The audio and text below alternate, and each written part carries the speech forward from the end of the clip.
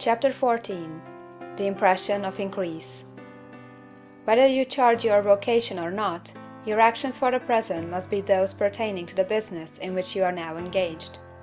You can get into the business you want by making constructive use of the business you are already established in, by doing your daily work in a certain way. And in so far as your business consists in dealing with other men, whether personally or by letter, the key thought of all your efforts must be to convey their minds the impression of increase. Increase is what all men and all women are seeking. It is the urge of the formless intelligence within them, seeking fuller expression. The desire for increase is inherent in all nature. It is the fundamental impulse of the universe. All human activities are based on the desire for increase. People are seeking more food, more clothes, better shelter, more luxury, more beauty, more knowledge, more pleasure. Increase in something, more life. Every living thing is under this necessity for continuous advancement. Where increase of life ceases, dissolution and death set in at once. Man instinctively knows this, and hence he is forever seeking more. This law of perpetual increase is set forth by Jesus in the parable of the talents. Only those who gain more retain any. From him who had not shall be taken away even that which he had. The normal desire for increased wealth is not an evil or a reprehensible thing. It is simply the desire for more abundant life. It is aspiration. And because it is the deepest instinct of their natures, all men and women are attracted to him who can give them more of the means of life. In following the certain way as described in the foregoing pages, you are getting continuous increase for yourself, and you are giving it to all with whom you deal. You are a creative center, from which increase is given off to all. Be sure of this, and convey assurance of the fact to every man, woman, and child with whom you come in contact. No matter how small the transaction, even if it be only the selling of a stick of candy to a little child, put into it the thought of increase, and make sure that the customer is impressed with the thought.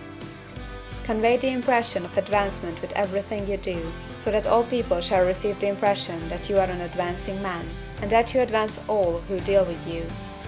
Even to the people whom you met in a social way, without any thought of business, and to whom you do not try to sell anything, give the thought of increase.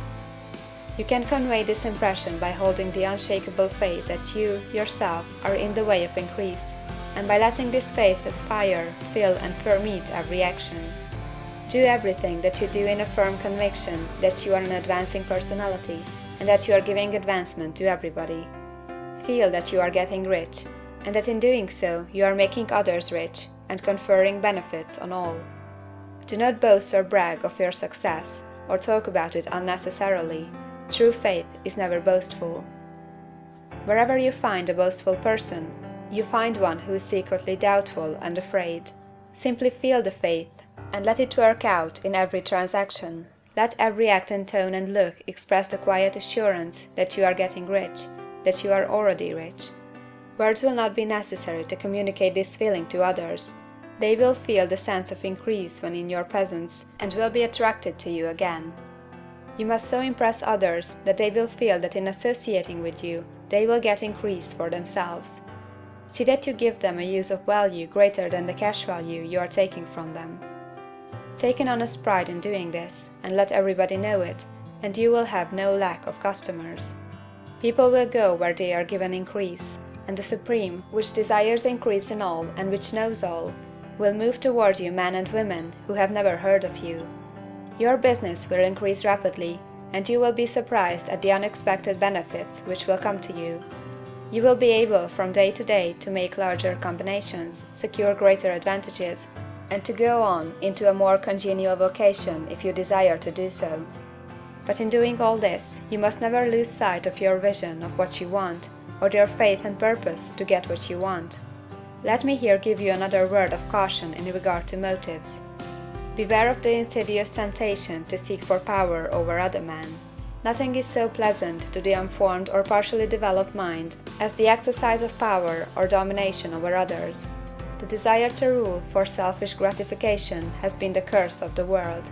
For countless ages, kings and lords have drenched the earth with blood in their battles to extend their dominions. This not to seek more life for all, but to get more power for themselves. Today, the main motive in the business and industrial world is the same. Men marshal their armies of dollars and lay waste the lives and hearts of millions in the same mad scramble for power over others. Commercial kings, like political kings, are inspired by the lust for power. Jesus saw in this desire for mastery the moving impulse of that evil world he sought to overthrow. Read the 23rd chapter of Matthew and see how he pictures the lust of the Pharisees to be called master, to sit in the high places, to domineer over others, and to lay burdens on the backs of the less fortunate. And note how he compares this lust for domination with the brotherly seeking for the common good to which he calls his disciples. Look out for the temptation to seek for authority, to become a master, to be considered as one who is above the common herd, to impress others by lavish display, and so on. The mind that seeks for mastery over others is the competitive mind, and the competitive mind is not the creative one. In order to master your environment and your destiny, it is not at all necessary that you should rule over your fellow man, and indeed, when you fall into the world's struggle for the high places, you begin to be conquered by fate and environment, and your getting rich becomes a matter of chance and speculation. Beware of the competitive mind.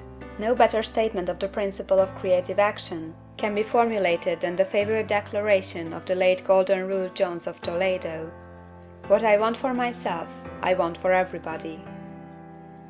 End of chapter 14.